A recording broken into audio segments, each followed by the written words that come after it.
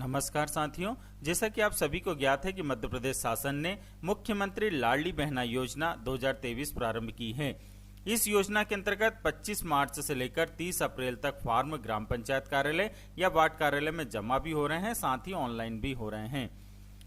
आपको इस योजना के तहत समग्र पोर्टल पर ई-केवाईसी कराना अनिवार्य है। इसके लिए आपको आधार कार्ड पर जो दर्ज है मोबाइल नंबर, उसके माध्यम से आप समग्र ई-केवाईसी कर सकते हैं। साथ ही बायोमेट्रिक डिवाइस के माध्यम से भी कर सकते हैं। परंतु आज के इस वीडियो में हम जानने की कोशिश करेंगे कि अब बिना आधार नंबर व फोटो के भी होगा समग्र ई-केवाईसी। किस प्रकार से, देखिए।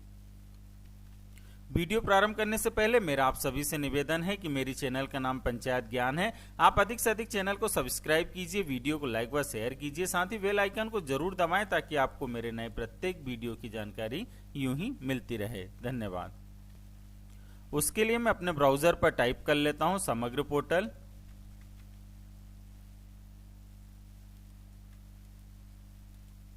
समग्र पोर्टल पर क्लिक करने के बाद मैं यहां समग्र पोर्टल साइट पर क्लिक कर लेता हूं।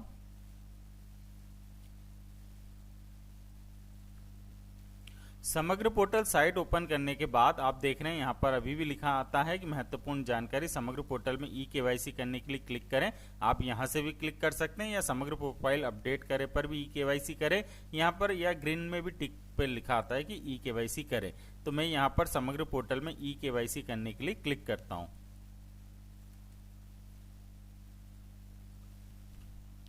ई-केवाईसी पर क्लिक करने पर यहां पर आप देख रहे हैं यहां पर सदस्य का समग्र आईडी प्रविष्ट करना है, साथ ही कैप्चा कोड दर्ज करना है। तो मैं इस सदस्य का समग्र आईडी प्रविष्ट करता हूं, साथ ही कैप्चा कोड भी दर्ज करता हूं। तो चलिए, मैंने यहां पर एक सदस्य का समग्र आईडी प्रविष्ट कर दिया, साथ ही कैप्चा कोड दर्ज कर दिया। अब मैं खोजे पर क्लिक करूंगा। जैसे मैंने खोजे पर क्लिक किया, आप यहां देख सकते हैं लिखा आ रहा है कि आपका आधार सत्यापित है एवं आपके समग्र आईडी में लिंक है। यदि आपके द्वारा अपने आधार डाटा में कोई संशोधन कराया गया है तभी पुनः ई-केवाईसी करें, अन्यथा पुनः ई-केवाईसी की आवश्यकता नहीं है। क्या आप ई-केवाईसी करना चाहते हैं? तो मैं यहाँ पर आपको बताना चाहूंगा कि एक महिला की हितग्राही के नाम में हिंदी में व अंग्रेजी के शब्दों में गलत इन्फॉर्मेशन थी। उन्होंने आधार केंद्र पर जाकर अपना आधार अपडेट करा लिया है और उन्होंने एक बार ई-केवाईसी कर चुकी थी पुराने आधार कार्ड से। अब वे चाहती हैं कि मेरी ई-केवाईसी पुनः नए आधार कार्ड के हिसाब से दर्ज हो। तो उसमें हम किस प्रकार से नए सिरे से उनका पुनः आधार अपडेट होने के बाद समग्र ई-केवाईसी कर सकते हैं, देखते हैं। तो मैं अब यस पर क्लिक करता हूं और फिर आगे की ओर बढ़ता हूं। जैसे मैं आगे बढ़ा, यहाँ पर सदस्य का समग्र आईडी दिख रहा है, साथ ही मोबाइल नंबर जो कि समग्र में पंजीकृत है, इनका मोबाइल नंबर यहाँ पर दर्ज है, इसलिए मैं सीधे डायरेक्ट ओटीपी भेजे पर क्लिक करूंगा। यदि मोबाइल नंबर यहाँ पर दर्ज नहीं होता तो मैं एक नया नंबर डालकर फिर यहाँ पर अपडेट करता हूँ। उसके लिए भी एक मैसेज आ जाता है कि आपके समग्र में मोबाइल नंबर पंजीकृत नहीं है, तो नया नंबर आप डालकर फिर अपडेट करे पर कर फिर ओटीपी ले सकते हैं। तो यहाँ पर जो सदस्य का समग्र आईडी है वह प्रविष्ट कर दिया, उनका मोबाइल नंबर दर्ज था तो उसे दर्ज कर पहले से ही समग्र पोर्टल पर दर्ज है। तो मैं डायरेक्ट ओटीपी भेजे पर क्लिक करता हूँ। तो जो मोबाइल नंबर पर ओटीपी आया वह मैंने यहाँ पर दर्ज कर दिया है। अब मैं सुरक्षित करे पर क्लिक करता हूँ। जैसे मैंने क्लिक किया, अब आप देख सकते हैं कि यहाँ पर व्यक्तिगत जानकारी में समग्र आईडी दिखाई दे रही है, परिवार आईडी दिखाई दे रही है, साथ ही नाम है और लिंक दिखाई दे रहा है। अब यहाँ पर आप देख रहे हैं कि कहीं पर भी आधार के 12 अंकों की संख्या दर्ज करने का कोई ऑप्शन नहीं आ रहा है, डायरेक्ट ओटीपी द्वारा आ रहा है। मैंने आपको पहले ही बताया है कि यदि आपने एक बार पहले समग्र ई-केवाईसी करवा चुके हैं और वहां पर आपका आधार नंबर दर्ज हो गया है, उसमें जो जानकारी थी वह संबंधित अधिकारी द्वारा सत्यापित भी कर दी गई है, परंतु आपने अभी तक ऑनलाइन फॉर्म नहीं भरा है और आपने अपना आधार फिर से अपडेट करा लिया है और अब आप चाहते हैं कि समग्र ई-केवाईसी आप एक बार पुनः करवा ले, तो आप समग्र ई-केवाईसी पुनः करवा सकते हैं।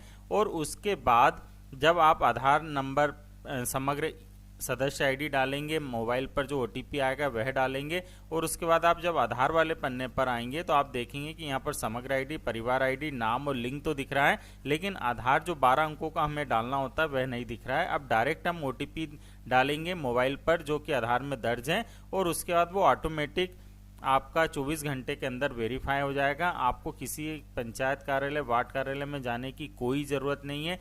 24 घंटे के बाद ऑटोमेटिक समग्र पोर्टल पर वह अपडेट हो जाएगा। जिस तरीके से आपने आधार अपडेट किया वैसी ही जानकारी पुनः समग्र eKYC पर अपडेट हो जाएगी और आप फिर आसानी से फॉर्म ऑनलाइन कर सकते हैं।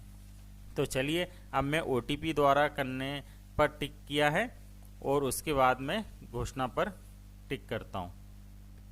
तो आप यहां पर देख रहे हैं मैंने घोषणा पर भी टिक कर दिया है। साथ ही यहाँ मैं आपको एक बार पुनः बता देना चाहता हूं कि यहाँ आधार नंबर दर्ज करने की ज़रूरत नहीं है, आपका डायरेक्ट ही OTP द्वारा जाएगा, क्योंकि यहाँ आधार नंबर दर्ज करने का कोई ऑप्शन भी नहीं आ रहा है। लेकिन आप बेफिक्र रहिए, आपका आधार नंबर चढ़ा हुआ है और आपके मोबाइल पर जो OTP आएगा वह OTP आप है तो यहाँ पर दर्ज करा दें। तो जैसे ही मैं आगे बढ़ा मैंने देखा कि समग्र आईडी यहाँ पर व्यक्तिगत जानकारी के तहत समग्र आईडी दिख रही है, परिवार आईडी, नाम और लिंग दिख रहा है। साथ ही यहाँ लिखा मैं अपना नाम, जन्म तिथि एवं लिंग को समग्र में आधार के अनुसार परिवर्तित करना चाहता या चाहती हूँ। मैंने अपने ही समग्र आईडी में आधार लिंक किया है। क्या आप अपना नाम हिंदी में बदलना चाहते हैं? इन दोनों पर मैं टिक करूंगा और फिर आगे बढ़ूंगा। यहाँ पर आपका मोबाइल नंबर भी दिखाई दे रहा है। तो चलिए मैं यहाँ पर दोनों पर टिक करता हूँ। जैसे ही मैंने क्लिक किया तो आपने देखा यहाँ आवेदक का नाम हिंदी में नहीं लिखा हुआ है, प्रश्नवाचक चिन्ह लिखा हुआ है। तो मुझे इसमें आवेदक का नाम सुधारना है।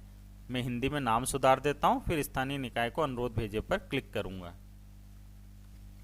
तो चलिए मैंने यहाँ आवेदक का नाम हिंदी में भी दर्ज कर दिया, साथ ही उनका मोबाइल नंबर भी दिख रहा था। मैं स्थानीय निकाय को अनुरोध भेजे पर क्लिक करता हूँ। तो आपने देखा यहाँ पर आपकी रिक्वेस्ट सक्सेसफुल हो गई है। लिखा आ रहा है कि your request has been registered successfully, your information will be update within 24 hours. आपका अनुरोध सफलतापूर्वक दर्ज कर लिया गया है। आपकी जानकारी 24 घंटे के भीतर अपडेट कर दी जाएगी।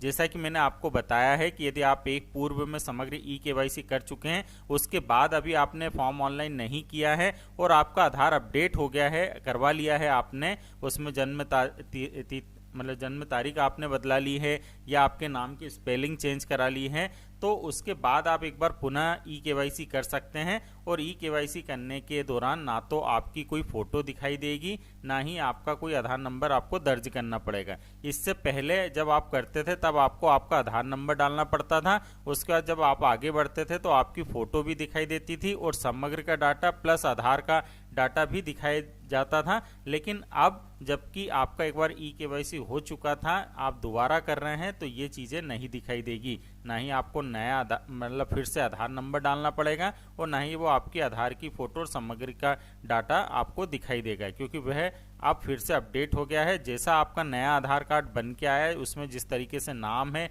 जिस तरीके से आपकी जन्म तिथि है, वह सब कुछ ऑटोमेटिक समग्र में अपडेट हो जाएगी। हिंदी में नाम भी अपडेट हो जाएगा और उसके बाद 24 घंटे के बाद आप जाकर है तो ग्राम पंचायत कार्यालय या वार्ड कार्यालय में जाकर आवेदन कर सकते हैं। आवेदन करने से पूर्व आप एक बार और चेक कर सकते हैं कि आपका नाम व्यवस्थित रूप से चेंज हुआ है या नहीं, जिस तरीके से आपने पुनः एक बार eKYC करा के चेंज किया है।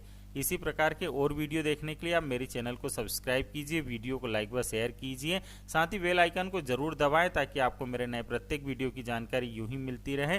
साथ ही यदि आपके कोई कमेंट्स है तो आप कमेंट्स बॉक्स में जरूर लिखिए। धन्यवाद।